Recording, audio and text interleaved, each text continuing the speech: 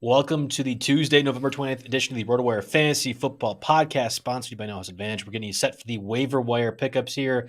Not a huge lot of names, but certainly from the running back perspective in particular, there is a lot that we need to at least discuss and cover for all of you. And we have bye weeks as well, too, right? We had the Thanksgiving break, and now we have final 2 weeks of bye weeks. And 2 weeks until the playoffs. Yes. So plenty to discuss in importance. We'll hit you in the break here and then come on back with the meat of the show, I should say.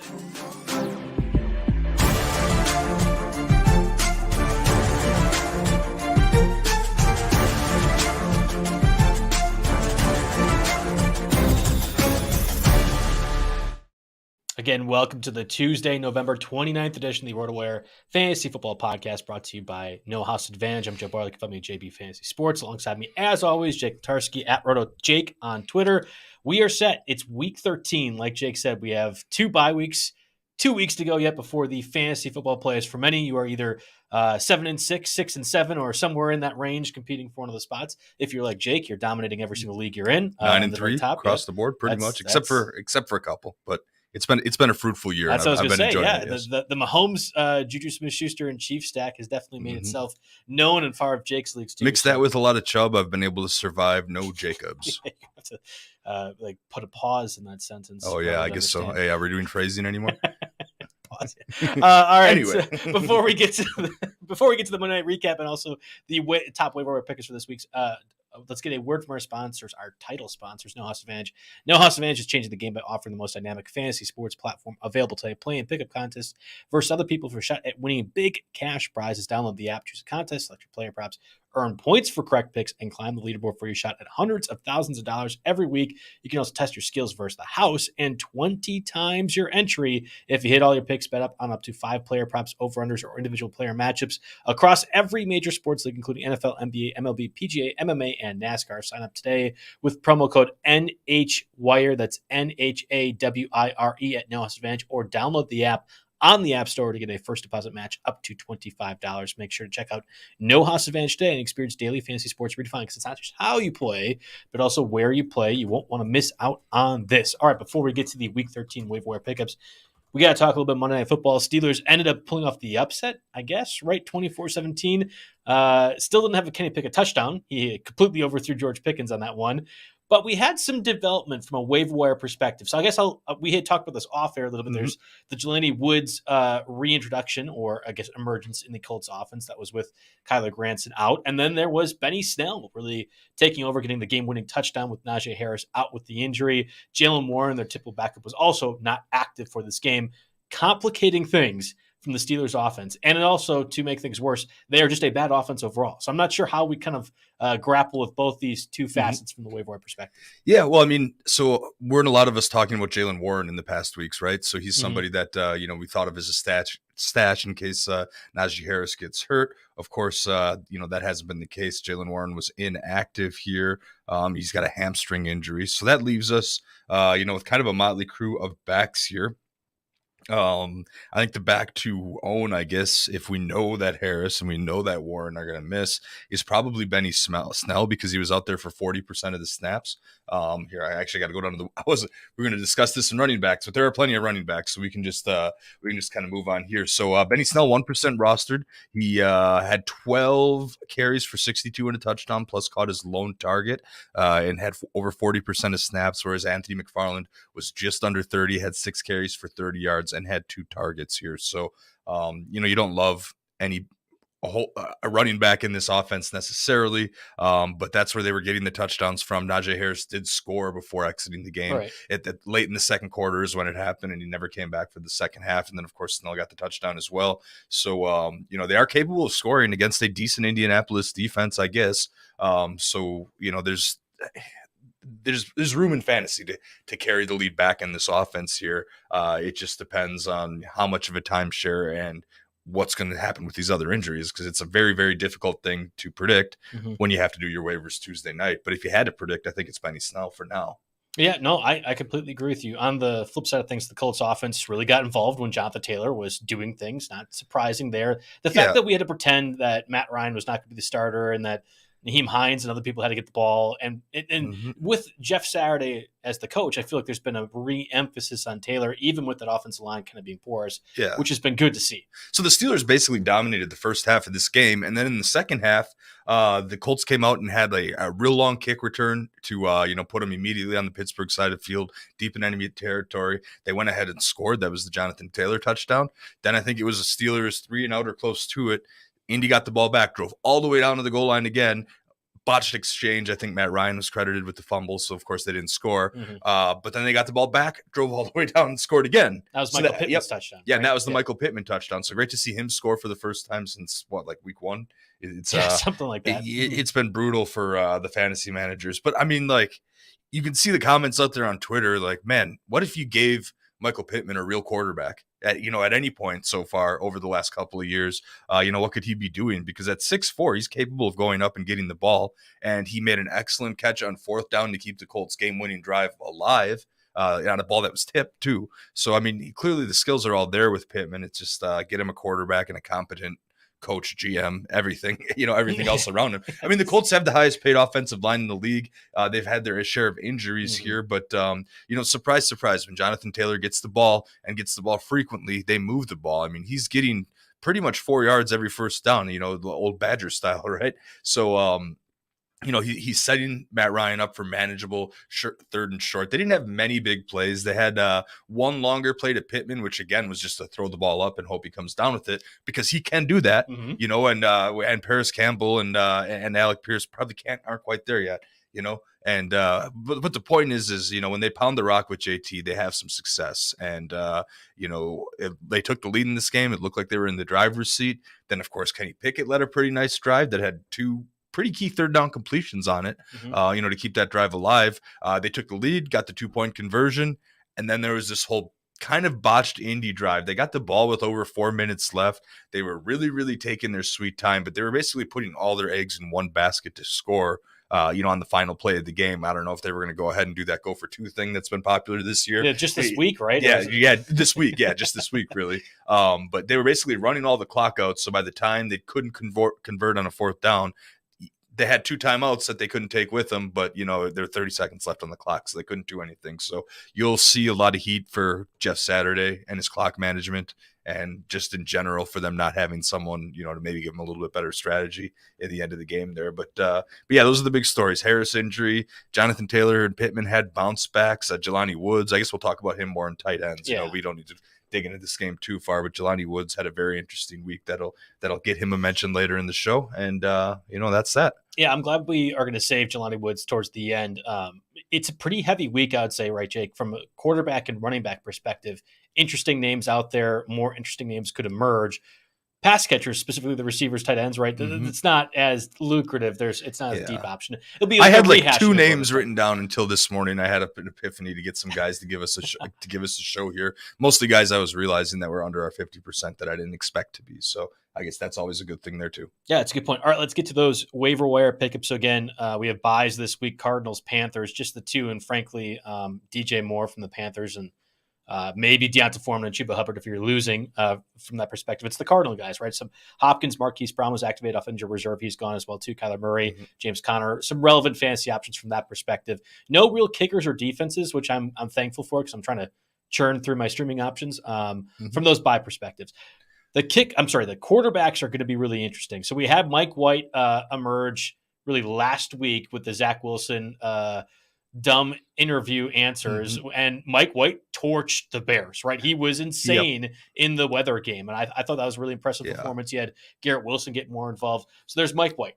Then there's Jordan Love with Aaron Rodgers may or may not play. He's obviously owning the Bears yet one more week, but theoretically they will be mathematically eliminated. So there's Jordan Love potentially either starting this week or next week, and then more. So how do we tackle this quarterback conundrum, both from a 2 QB perspective and just overall streamers? Yeah, so, I mean, from 2 quarterback-wise, I think Mike White seems to have – I would say Mike White is a safer bet than Jordan Love to start, next week Sunday, if I had to guess. And Mike White, he gets a matchup against the Minnesota Vikings, who are 29th against opposing quarterbacks. They let Mac Jones have a real nice fantasy day on Thanksgiving, if you can remember that here. Of course, their offense is good enough to keep pace, so – that always works. But so Mike White has that going in his favor. Mike White has the return of Corey Davis, the re-involvement of Elijah Moore, and the continued development of Garrett Wilson going in his favor. And the reason that I say Mike White's pretty safe for the job is you saw how his teammates responded to him. Mm-hmm. His teammates are very much in favor of him being the guy, while Zach Wilson kind of sat and powdered on the sidelines. Now, I don't know if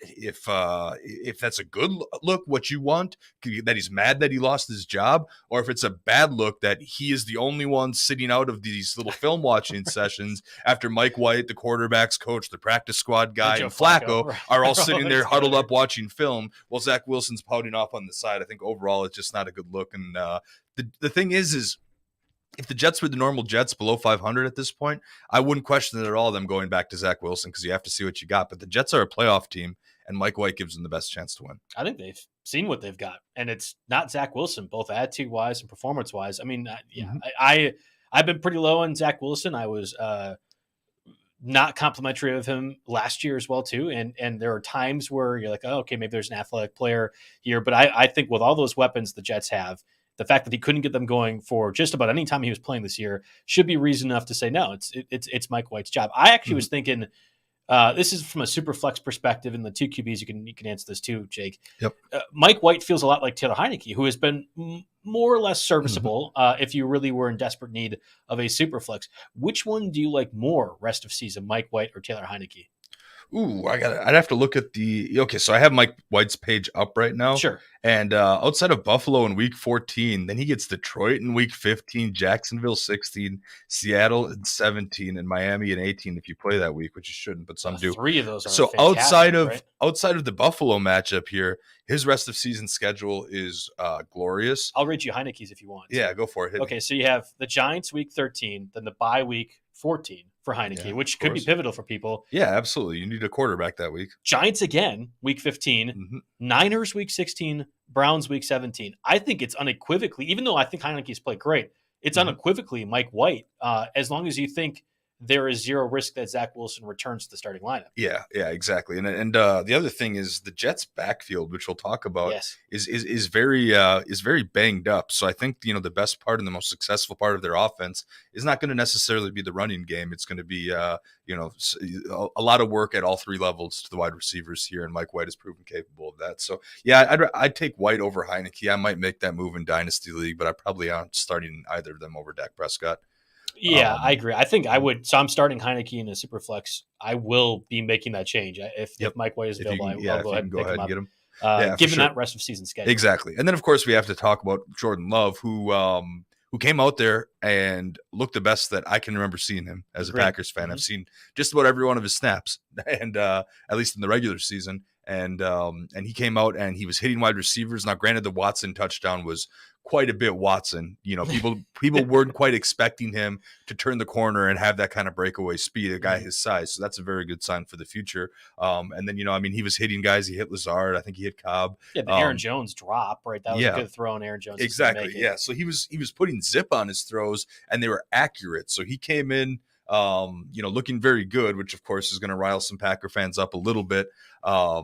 But we just, LaFleur already came out and defended Rodgers. He's the guy that they're paying. If he can play, he will play against the Bears, and that's historically been a pretty good matchup. So just something to watch in 2 quarterback leagues. And then, of course, if we're talking 2 quarterback leagues, I got to mention Sam Darnold looking like he's QB1 in Carolina, over Baker, 3rd string Baker, over PJ Walker here. But of course, the Panthers have a bye this week, so he's not going to really be able to help you there. But after the bye, Seahawks, Steelers, Lions, which are 3 pretty bad defenses. So some super flex appeal there. At least you can back your White bid up in that Heineke league and maybe have a guy to be competitive there towards the stretch. Yeah, I like Jordan Love more than I would like Sam Darnold, even with the matchups. And I anticipate Jordan Love will play either this week or next week. I've been hoping that they would play him sooner, but I understand why Rodgers is demanding to be out there. Once the Packers are eliminated and Rodgers has a broken thumb, broken ribs, there's really no reason. I just all about building the draft capital value for Jordan Love at this point. That's what this regular season should be about to end for the Packers season. And I thought in rhythm throws for Love looked great. It's been the what can you do out of the pocket? What can you do when your first and second read aren't there that we have to see answered Still hope yet? that comes. Yeah, well, no, There's I agree. And I'm saying we're in year 3. Like it should be. It should be there for Love at that point. So we talk about all these QBs, Mike White, Jordan Love, Sam Darnold, Deshaun Watson as well, who's at 58% rostered. And I think at this point he's going to make his return against the Texans. Great. Probably for the leagues that are still competitive and listening to the show, he's been picked up. I may even be started this week, right? So it's not worth discussing. I have a lot of not a lot. I have some interesting questions for you with Jared Goff. So Jared Goff at 46% roster. It's very possible that somebody has already said, no, you're not going to have this interesting streamer discussion, Joe, because he's picked up and there's no reason to be able to talk about it. Would you play, if you have Jared Goff, against the Jaguars over Tua, who plays the 49ers, or a few others? Like Jared Goff might be like a top 7 quarterback play this week, and he's available in over 50% of leagues. I'm mildly interested. I don't know if I'd go him over Tua. I'm not quite that bold here. And the interesting question for me is Goff or Deshaun Watson here, right? Because they're similar levels of ownership, and Watson has the Texans this week, who at least on paper are a pretty decent team. Deshaun Watson gets his former team, right? We could talk about that, for a whole show, I guess. But we can move on from him, and rightfully. No, Goff is interesting, but I don't know. The times I've picked up Goff and started him, I always get burned by like 3 Jamal Williams touchdowns weeks, and so maybe I'm a little biased by that. But he's definitely interesting, and he's a viable streamer. And at 46%, I think he's the least available streamer, but the most viable streamer for sure. Do you think Watson outscores Goff this week? Is that what you're saying?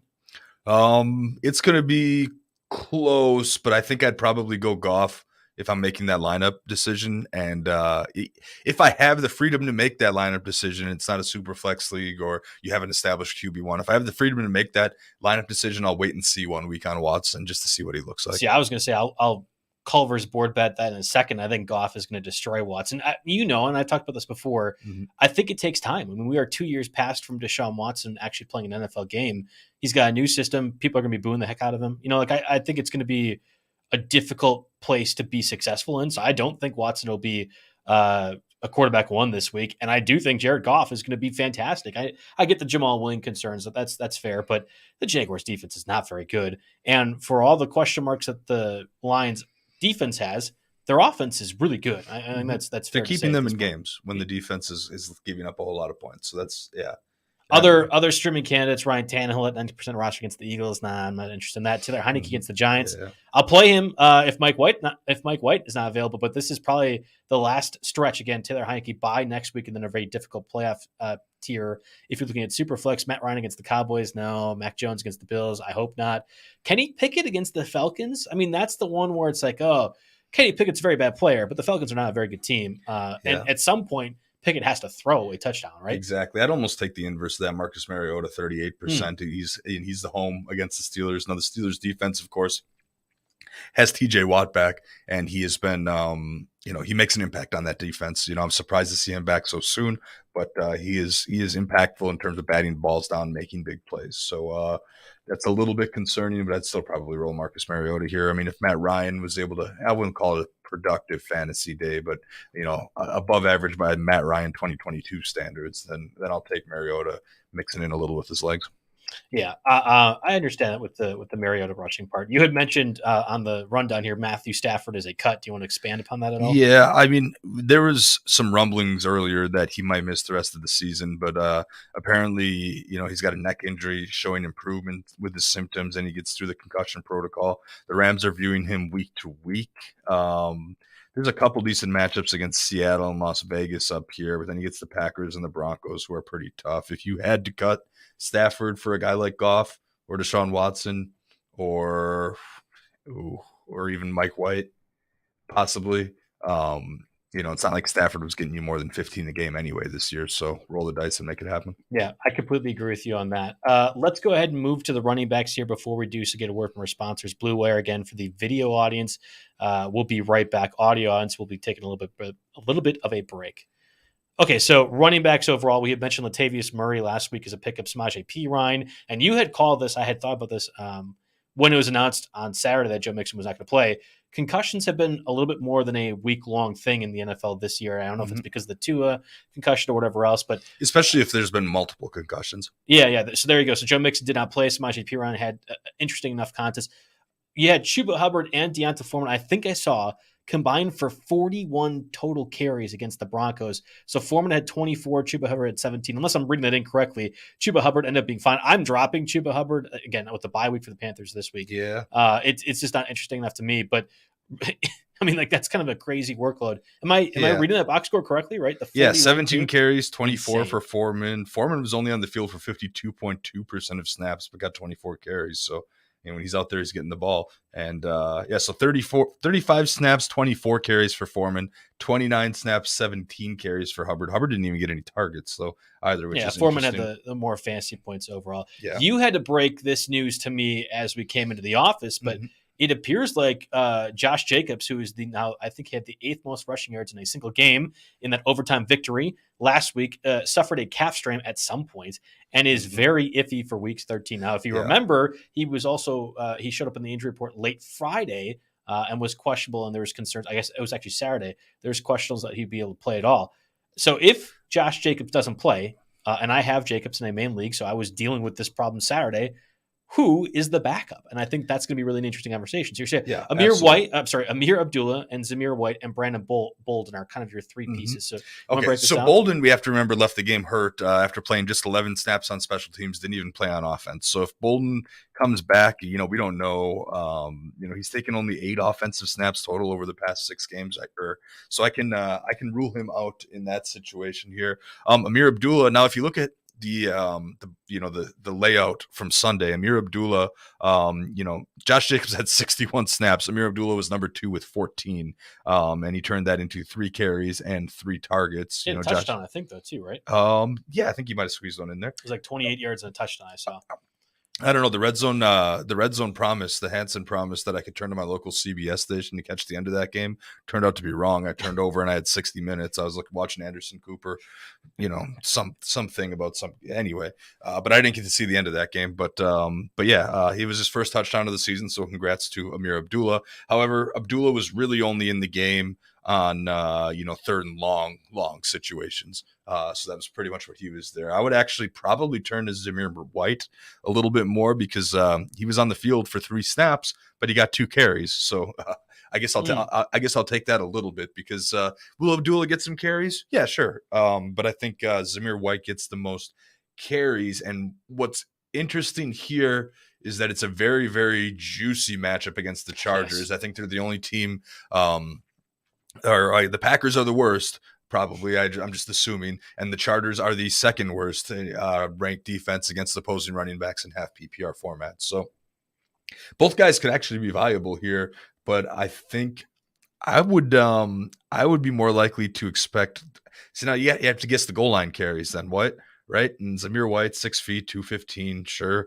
And his runs were on first down too, for whatever that's worth. So, he is the guy that was spelling Jacobs in that role, for the very small amount of time that he needed spelling. So I'm going to lean towards Zamir White in this one here, but Abdullah could be a PPR flex if you had to. Yeah, the complicating part of this is that it appears Zamir White is your runner and Amir Abdullah is the pass catcher in this Josh McDaniels Raiders offense. If you think back to all the way when Amir Abdullah was the second-round rookie for the Lions back, 5-6 years ago, Abdullah was billed as a between-the-tackles ball carrier. He was not just this pass-catching running back. So it's kind of interesting to me to see Abdullah kind of fit into that role with the Raiders want. I mean, there's going to be offense. This is Chargers-Raiders divisional matchup, really important game for the Chargers in particular. I would anticipate both Zamir White and Amir Abdullah could be startable if you really are into that kind of a tough spot. Exactly. But the rushing defense part of the Chargers is the key. And if it is Zamir White getting those carries, then I would imagine Zamir White will be a top 25 play this week. Yeah, definitely. And if you're the Jacobs owner, this is a big FAAB bid situation too. You can't take it with you here, and you need to make sure you're getting into the playoffs. So chances, if you're a Jacobs owner, unless you completely botch the rest of your draft, you're already looking like in pretty good shape for the playoffs. I'm sure Jacob owners had a 99% win rate last week, but of course you have to check and monitor his status here. He could show up in practice and look fine and turn things around. But I am a little bit skeptical because the calf injury was there, and now we're hearing about it once again. So We'll I'll see. jump a little bit on the play sheet here. Somebody's asking about Jalen Warren, so we'll reinforce what we were discussing with the Steelers earlier. Again, it looked like Najee Harris had the abdominal injury on Monday Night Football. We had Jalen Warren not play this past week with the hamstring injury. He was inactive, and then Benny Snell got the workload instead.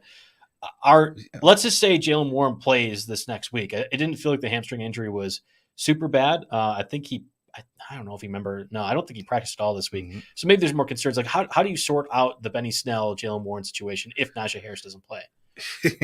You're asking me to toss a coin about a bad situation here. Really, I wish there was some kind of analysis I could give you to say it's definitely going to be Jalen Warren or it's definitely going to be Benny Snell, but I have no way of knowing that. I still would guess Benny Snell because he's the healthiest, right?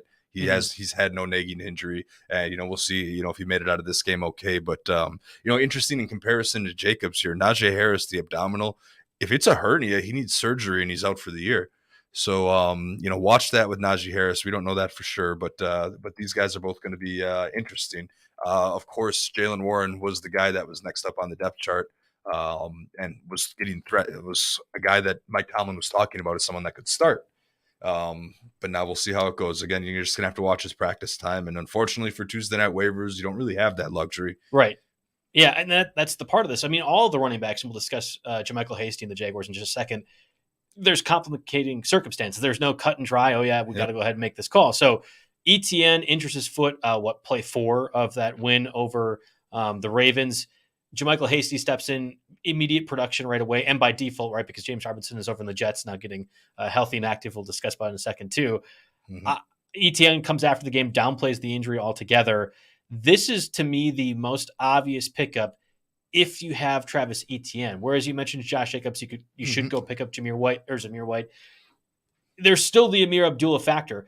If Etienne doesn't play, it's like JaMychal Hasty is going to get 60 offensive snaps. They have nobody else. A guy named Snoop Connor would come exactly. in as well, Snoop Connor got 3 carries for 11 yards. Actually, was more effective than JaMychal Hasty. You only had 2.3 yards per carry. But where Hasty is really interesting is in the passing game. Caught all 5 of his targets for 67 in a score.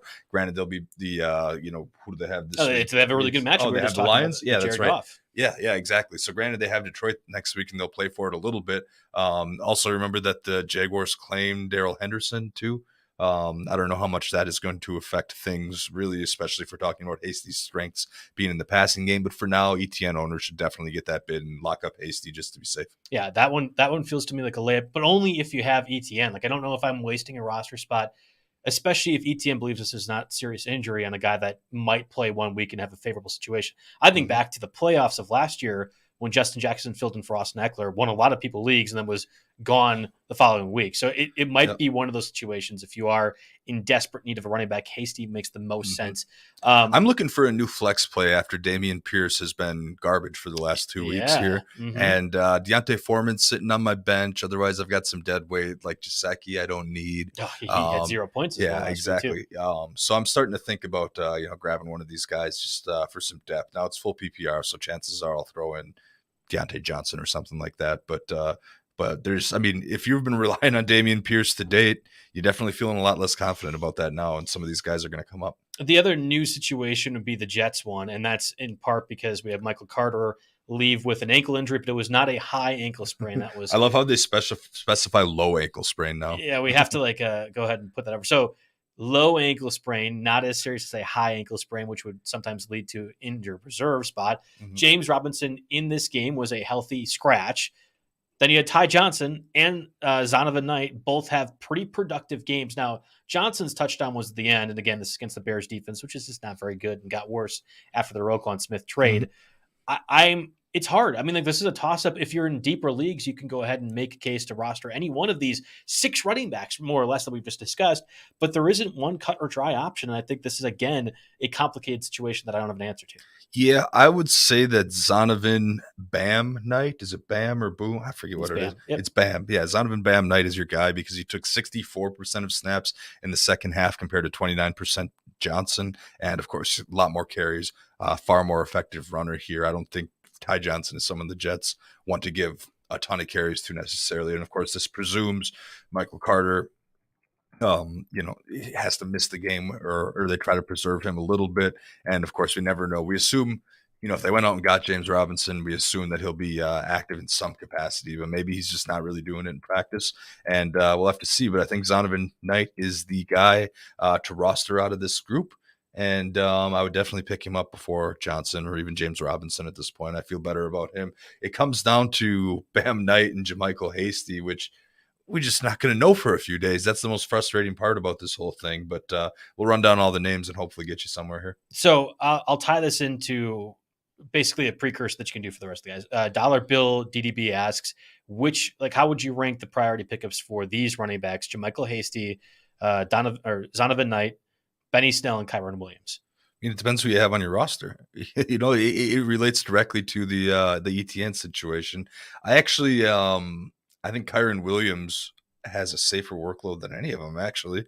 Because Darrell Henderson's gone, Cam Akers is involved a little bit, but Kyron Williams might have the worst roster. So give me Kyron, Bam, Hasty, and who else am I missing? Benny Snell. Snell? Yeah, Kyron, Bam, Hasty, Snell, because because of the Warren coming back situation. Yeah, and I think I would flip it. I would have Kyron Williams first still. I mean, we've been touting Kyron Williams now for 4 weeks, so this is on brand for us. I would have Hasty next, then Knight. I'm not convinced that if you really have an inactive James Robinson, that you're not going to use him in a case where Michael Carter is out. Like that's the one place where you would imagine James Robinson would be effective. I mean, if you buy into some of the PFF stats, like it wasn't James Robinson one of the lowest graded running backs. I know he had a couple of big plays here that broke away and made his stat lines look, better on paper. And of course, running back's going to be bad without all his good plays graded, right? But I think, efficiency wise for the majority of his carries wasn't really passing the eye test, at least according to those guys. So there is some rationale for why he might be sitting out. We're spending a lot of time on running back, and rightfully so, because the pass catchers are a little bit weak. Can you hit the other ones kind of a bullet form here? Yeah. So we hit Kyron Williams. He's 36% rostered and took 71% of the snaps, twice as many as Akers, 11 carries compared to 8 for Akers. He's the 60-40 guy in a committee on a bad offense with a second, third, fourth string quarterback. So take with that what you will, but Williams is just as viable as any of those guys that we talked about. I was wondering how some of these guys might compare to a guy like Tyler Algier, who is 47% rostered, so below our threshold. Still got 11 carries Sunday at Washington. Gets a decent matchup against Pitt next week before a bye. Again, I don't love it. I've never been a huge fan of this guy this season, but I figured he's worth a mention here because double-digit carries is noteworthy.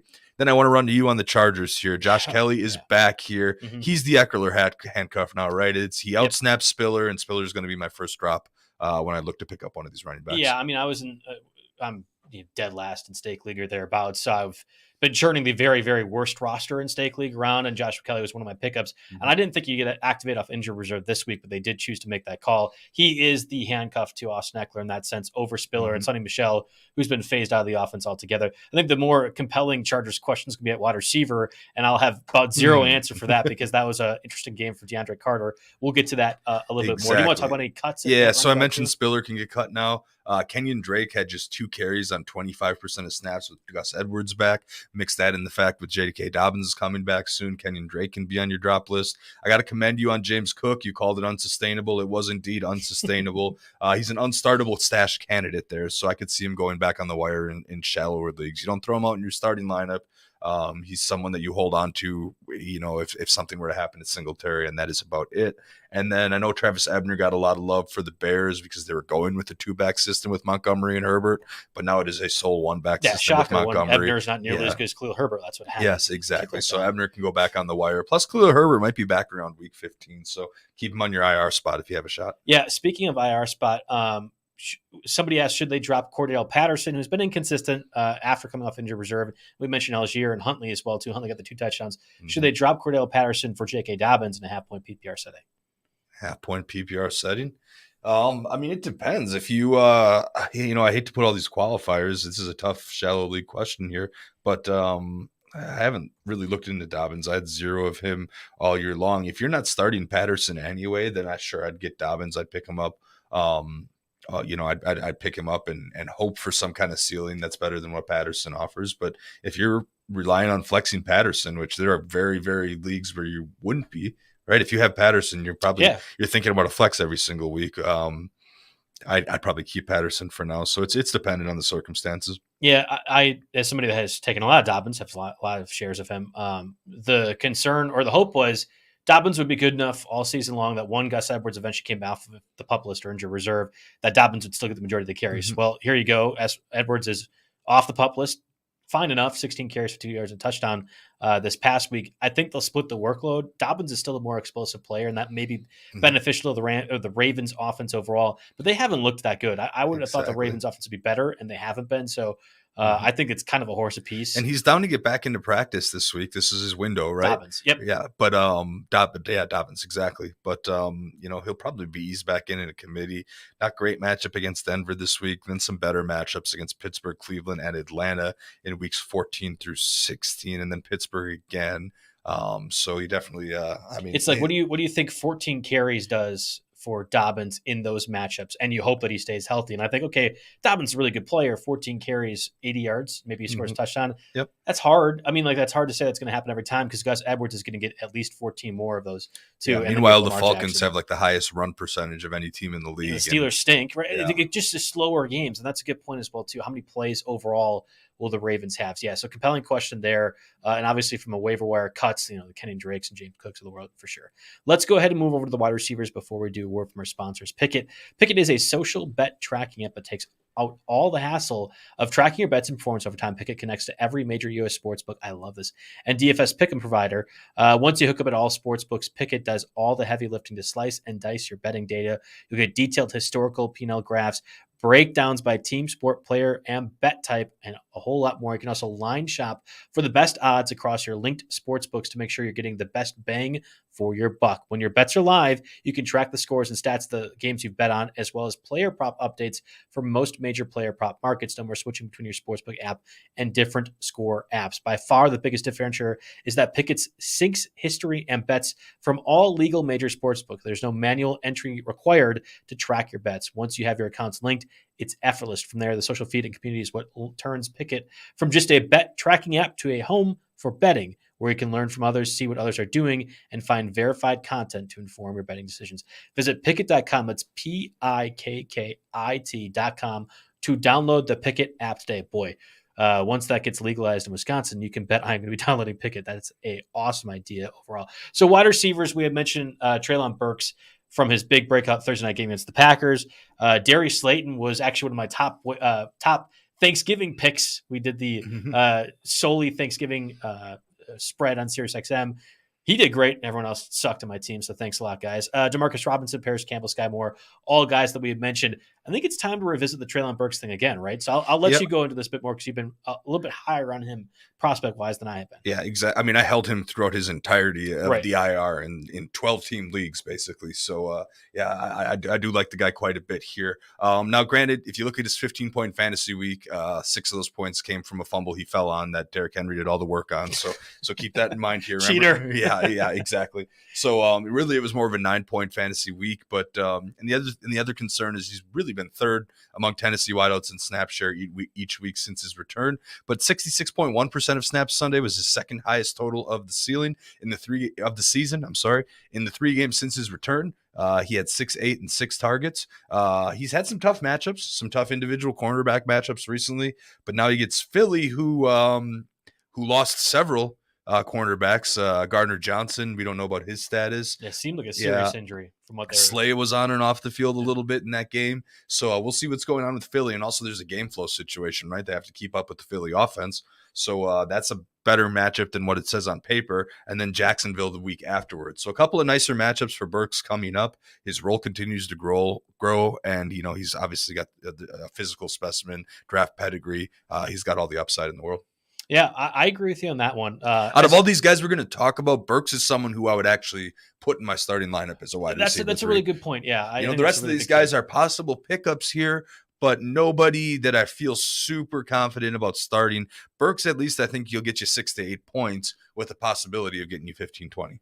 Yeah, we had a user question actually about Evan Ingram that tied him with Zay Jones and his workload. 11 receptions, 14 targets. He's got 24 over the last 2 weeks alone. What's your thoughts on Zay Jones? You had mentioned that Burks is the only one you may consider. If you're in deeper leagues, would Zay Jones be in that same equation? Well, I mean, I picked Zay Jones up as making sure I have the best total roster from top to bottom I have every single week. I won't leave him out there for somebody else to get. I won't leave him out here for my opponent to get. If something happens with an injury and they need to get 6-8 points off a wide receiver guy. But Zay Jones is only 25% roster because I'm guessing a lot of people dropped him after the week 11 bye. Like you said, 24 targets in the last 2 weeks. He was tied with Christian Kirk for the team high snap share this week, but over the past 5 weeks, he has been the snap share leader entirely on his own. So Zay Jones is going to be my number 2 pickup after Burks. I'm answering another question here that you don't need to be involved in. So okay, you want to discuss the Jacoby Myers thing? No, it's fine. I can definitely hit a few more names here. Jacoby Myers. So he has a shoulder injury. He downplayed it. Technically, the Patriots have a short week because they play on Thursday, but they also played on last Thursday. So it's a normal week, by those standards. But meanwhile, Nelson Aguilar is only 1% rostered, has been seeing his role increase. Since the week 10 bye, he had 3 targets and a 61% snap share. And on Thanksgiving, he had 8 targets on a 78% snap share. That resulted in 6 catches for 65 yards and a score. So while I'm not too crazy about Nelson Aguilar, he is an option in deeper leagues. Because remember, Devontae Parker's still around. Hunter Henry is looking. Spoiler alert, he probably should have had 2 touchdowns on Thanksgiving, only had 1. So yeah. A spoiler if it's really discussing a game from. That I'm a spoiler discussing one of my tight end waiver wire pickups for later on. That's what I'm talking about here. So, but anyway, Nelson Aguilar is a name that you can look at. I know we've talked about Jameson Williams several times this year. His ownership's creeping up there, 39%. He was back in practice Monday, though he's looking unlikely for week 13. He might be able to help you down the stretch. He's a guy where your starting lineup's set, right? And you're just hoping for a home run with your last bench spot. So go for it if you'd like. You can go to the Jets.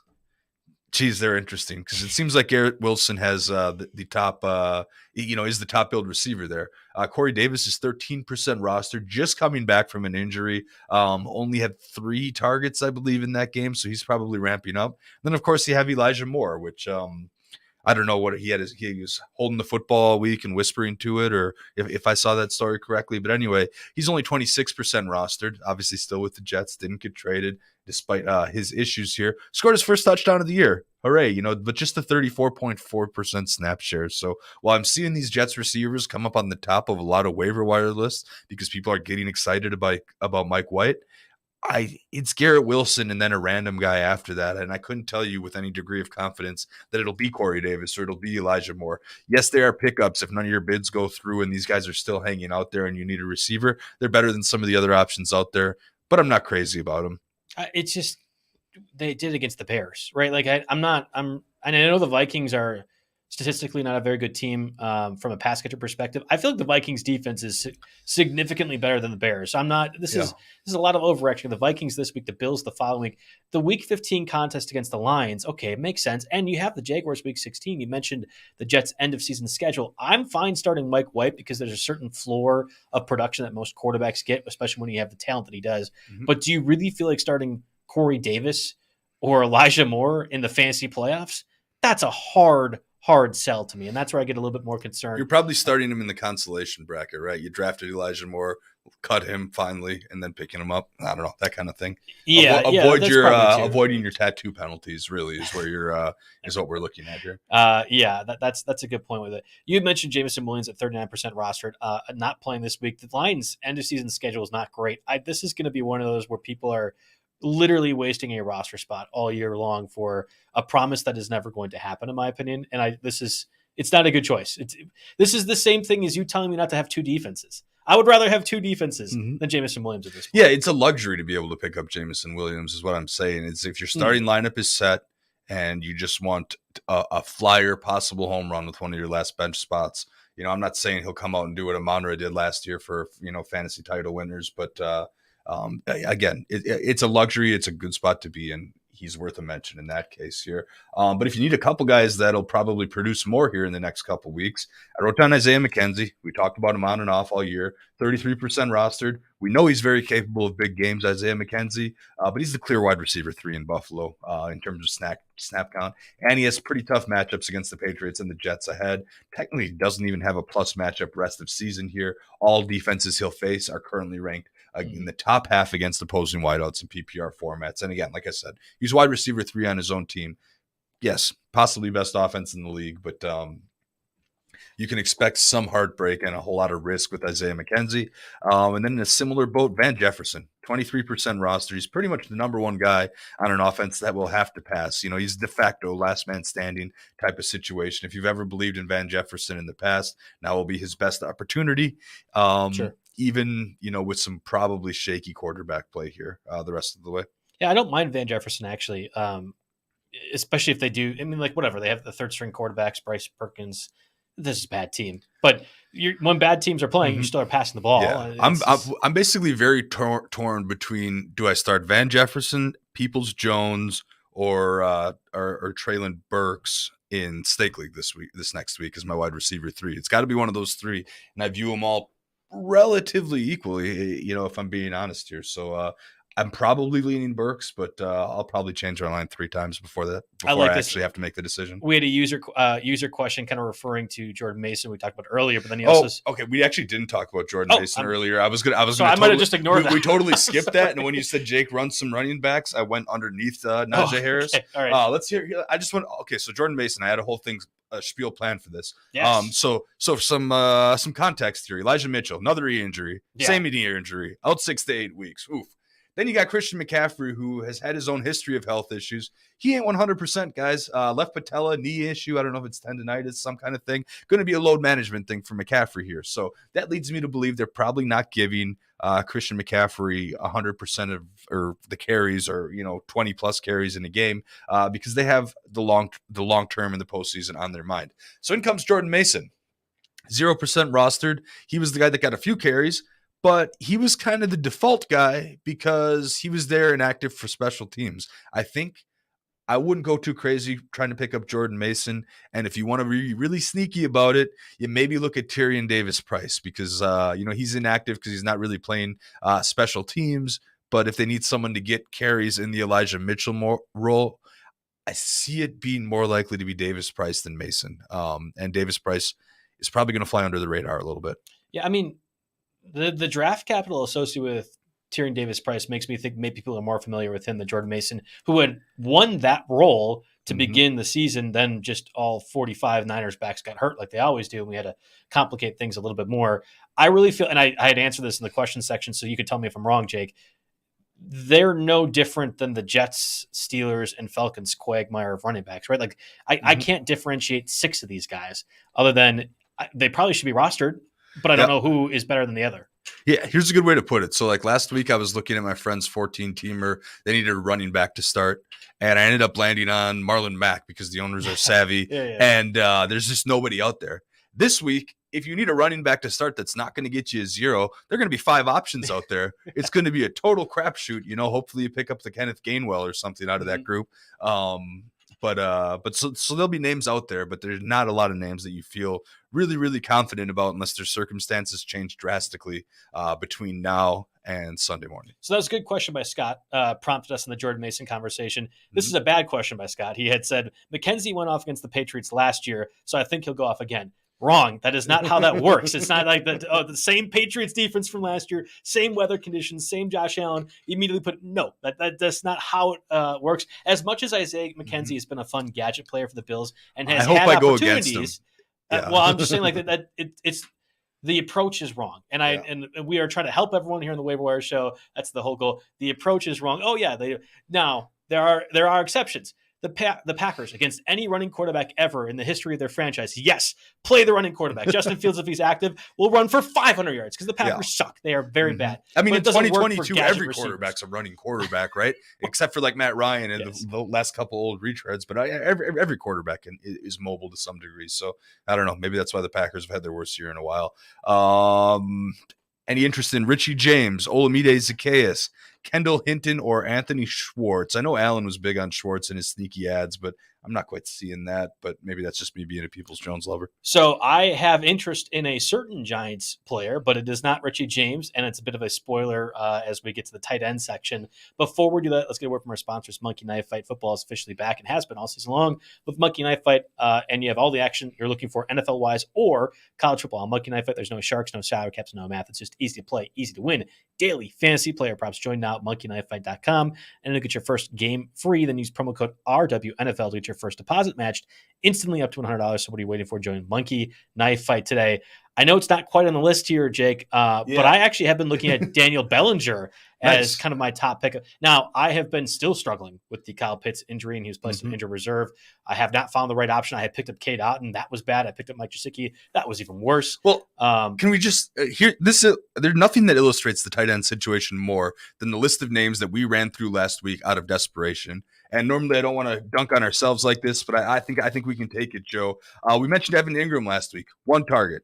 Juwan Johnson, shutout, 0 points. Mike Gesicki, shutout, 0 points. Taysom Hill, 2.5 fantasy points.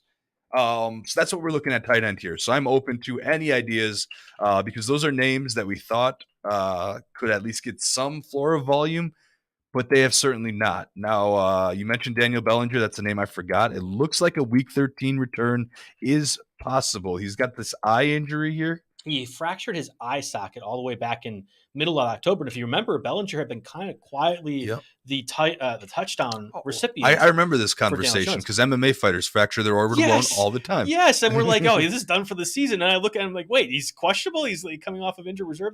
They never put him on injured reserve, so it's been towards the tail end of this 6-week stretch where we thought he'd be back. He's gearing towards that point. Now, with all the injuries the Giants have had overall, to have somebody back that Daniel Jones trusts unequivocally, which I think is Daniel Bellinger, he rises above the tight end 18 through 23 crap. That's where I think Bellinger is kind of above that group. Yeah, I could see him slipping off the line while opposing defenses load the box to go after Saquon in the red zone, especially in short yardage situations. Throw those in, throw a little bit over the middle of the field. That's not too bad. I also wanted to mention Foster Moreau because he's under our threshold, 39% touchdowns in 2 of the last 3 weeks. Waller's still on IR. We have no idea what's going on with him. And again, we have to mention Jelani Woods. We have to go back into him from the Monday night game. I mean, 8 catches, 9 targets, 98 yards, didn't score, but he looks like he has the physical attributes. And basically, he was their wide receiver too. I mean, it was him and Pittman. You could argue he was their wide receiver 1. Now, granted, this was because Kylan Granson, the rookie that they have with a lot of draft capital, is inactive due to illness. So, Granson comes back. Maybe it goes back to being a giant cluster. But I think if you're the Colts and you're Jeff Saturday, you saw something in Jelani Woods and you want to keep him around as an asset and part of the offense. So I'd argue that they actually have more draft capital than Jelani Woods, who I think was a 3rd-round pick, whereas Granson is a 4th-round pick. A second. Granson's a 4th rounder and a later one. I gotcha. Yeah, and I used the 2nd-round draft pick on Granson in the Dynasty League, which I proceeded to trade away to Pete, the number 1 Colts fan, for Zach Ertz. So clearly that didn't work out. Well, I was going to say that's still a steal because I'm not positive Granson is all that good. And I mean, and we've discussed this with Alberto Quagmanoon and the Hackett, Nathaniel Hack. When you are 6'7" and run as fast of a 40 as Jelani Woods has, this should not be hard. Just get the big athletic guy involved in the game, but yet teams continue to struggle with this. It looks like the Colts may have answered that question. Julius Thomas comp? Where do we go with this? I think Julius, that's a the throwback. Denver, right? Yeah. I mean, that's like 15 years ago. I think if Julius Thomas wishes he could be this tall and this fast, and there's going to be more of these athletes as we continue to progress on with how people train and get bigger and stuff like that. I mean, when you're talking about 6'7" and running like a 4'6", 4'7", 40, you can do things with it. So I took Jelani Woods in our Dynasty League. I like him a lot from that perspective. The Colts just have not used him in that regard very often. 4'6", 140. Yeesh. Right. Fast. 24 bench press reps. Yeah. Jake is discovering Jelani Woods' profile, which is why I've been discussing him as much as I have. Yeah, I mean, it was an eye test thing for me. He clearly passed that eye test with flying colors last night. Yes. And I don't know how they can go back to giving him any less than 5 targets a game. Any less than 5 targets a game would be criminal for the Colts. Granted, it is the Colts, so we cannot trust them to do the right thing. It's right. We've been doing this Jonathan Taylor. You talk about those hack jokes, but this this owner hired a center with no coaching experience. Now, mad respect to centers, that was me, but I could not pick up and coach an NFL team without any real NFL. That's why you're not a Hall of Famer there. like Jeff Saturday is. Yeah, exactly here. So, but anyway, again, you have to take a bit of a leap of faith and trust the Colts are going to do the right thing, which we just don't know. So I would much rather have Foster Moreau for sure, and I don't mind in deeper leagues if you're really struggling. I just think the 1.5 super flex leagues that are out there right now. Like Jelani Woods might be an interesting case study in that one. But I also like Trey McBride, who has done nothing over the last 2 weeks now, is on bye. It's just really hard in this spot from a tight end perspective. You had mentioned Josh Oliver on the rundown too, 4 catches, 76 yards, and a touchdown. Reminder, that was a revenge game against his former team, the Jaguars, who should theoretically have a few more of their guys back. Isaiah likely was out for that game. I do not anticipate Josh Oliver gets that production moving forward. Yeah, I mean, with the Ravens, their tight ends basically mix into their wide receiver depth chart. They're one of the same. So, Andrews is wide receiver 1 on that team, and you go down the list like that. So whoever tight end 2 ends up as wide receiver 4 and can get you something. But yeah, Hunter Henry, 30% rostered.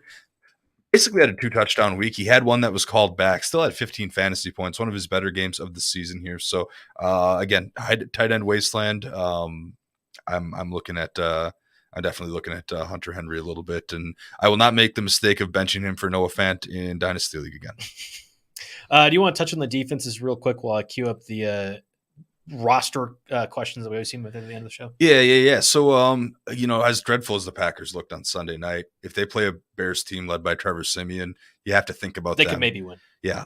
You have to think about the Packers defense then. 37%. Obviously, they're not as much of a sack threat without Rashawn Gary, but still can get a little pressure here and there. So they're an interesting one. But the top pick this week has to be the Seahawks, 19% at the Rams. Again, they're on the road as well, but whoever the Rams throw out at quarterback is probably arguably going to be worse than Trevor Siemian. So go for the Seahawks. They're also the Jerry pick this week.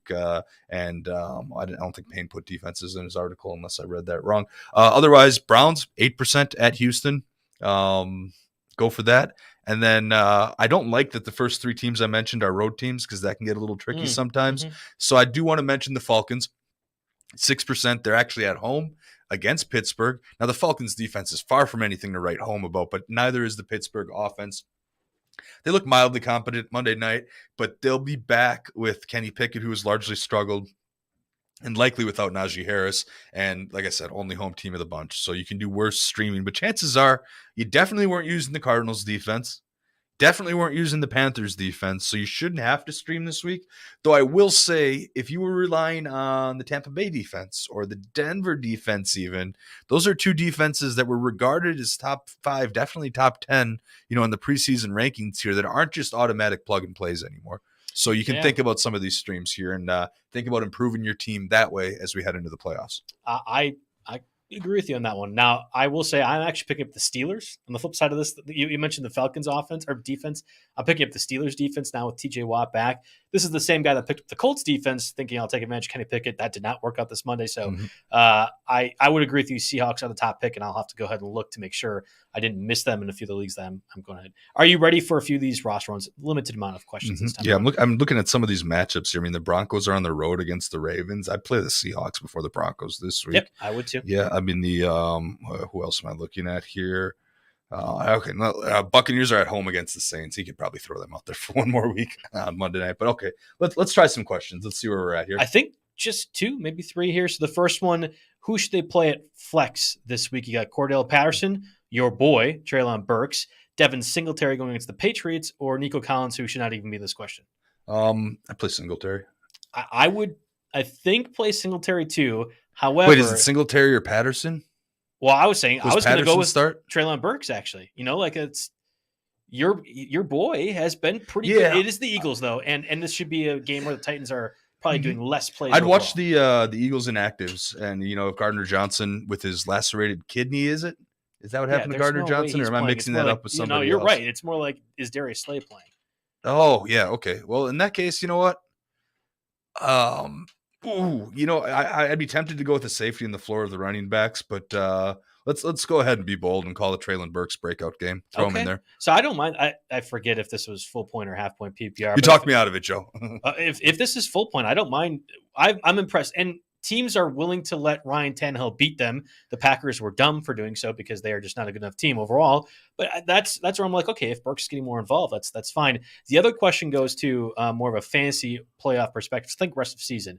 What do you think of Gus Edwards and Rashad White for the fantasy playoffs? Now, Rashad White started this past week with Leonard Fournette out. You had Gus Edwards getting those 16 carries for 52 yards and touchdown because J.K. Dobbins was out. Kenny Drake was on your cut list, Jake. So what do you think about Gus Edwards and Rashad White? I would prefer Rashad White, I think. because let's say Dobbins comes back, say Fournette comes back. I think Rachaad White still gets more looks than Gus Edwards if both of those guys come back. And I'm thinking the question more like are you fine rostering them? In which case, yes, for sure for Rachaad White and Gus Edwards too. Yeah. I mean, that's worth a third or fourth running back roster spot. Yeah, and to me, it seems more possible that Rachaad White just overtakes Leonard Fournette. Okay. Entirely. I can't. Than it does. Then I mean, so yeah, Gus Edwards could definitely overtake Dobbins in a sense where he'll see more carries in that early stretch. But if Dobbins, again, this is a huge ask because it hasn't happened for really the last several years now. But if Dobbins can put 3 or 4 or 5 games together, and the Ravens are very much in that playoff hunt, he has to lead that backfield in week 16 and week 17. Well, and it's. I mean, when the Ravens' offense is most effective, you have both those guys getting 15 plus carries. I mean, there doesn't have to be one that is starting over the other, and I think that's what the Ravens prefer. If Gus Edwards still gets his 15 carries as usual, but Dobbins gets better carries in the 10 to 12 range. Yeah, and then of course, if you talk any kind of reception value here for these leagues, Tom Brady's not going to take off running, and Lamar is. Right. So there you have that right there. I hope that was a 3-pillared answer to help that decision for you. Slim74 is sneaking one last question in under the gun here. Thankfully, Jake, it's more or less what we've already answered before. This is a running back 2. Do you start Devin Singletary, Cordell Patterson, or James Robinson, Mr. Healthy and Active himself? Well, you can't start James Robinson. You throw him out. It comes down to Singletary or Patterson. I want to say Singletary, but that's about as much of a coin toss as you can get. Yeah, and obviously harder matchup against the Patriots. Singletary's been getting plenty of the workload, but harder matchup. I believe the Bills' offense is good. Like, I believe the team is good. I know they had some dumb losses and things, but they're a good team. And even if it's the Patriots, who seem to have Josh Allen's number quite often, I think a good team is going to prevail over the Patriots and Bill Belichick. So we'll have to see. Yeah. Brian Robinson, I should say. That might change things. Brian Robinson and not James Robinson. Oh, geez. Yeah, that might change things a little bit. Brian Robinson, who's gotten a lot of against the Giants. So okay, Brian again, that's why we got to specify first names and questions here. So he's going against the Giants, coming off of his best game all season long. Singletary, meanwhile, has been an absolute model of consistency, really. Patriots are number 1 against opposing backs. That makes me a little bit scared. I actually like Brian Robinson, I think. Interesting. I think I'm still going to take Singletary. I feel confident enough about his workload. It's tough. Robinson has a bye week 14, right? So they can give him another super high volume game, and again, this could change week to week, but he definitely looked like a better runner than Gibson last week. Yeah, I'm just not convinced Robinson's a very good runner overall. So just because he's got the big hats, man. Yeah, that's true. Giants. Talk to him about your big hats. Bottom third in terms of overall points allowed to running backs. Yeah. Even though with Robinson just being your runner and Gibson your pass catcher, there's some interest. I'll go Singletary. You go Robinson. That's fine. All right, that does it for us on the Tuesday edition of the RotoWire NFL podcast, brought to you again by No House Advantage. We only got 2 more weeks of this for at least the regular season. We'll get you geared up for the playoffs as well too. So thanks everyone for listening, and best of luck to your fantasy lineups.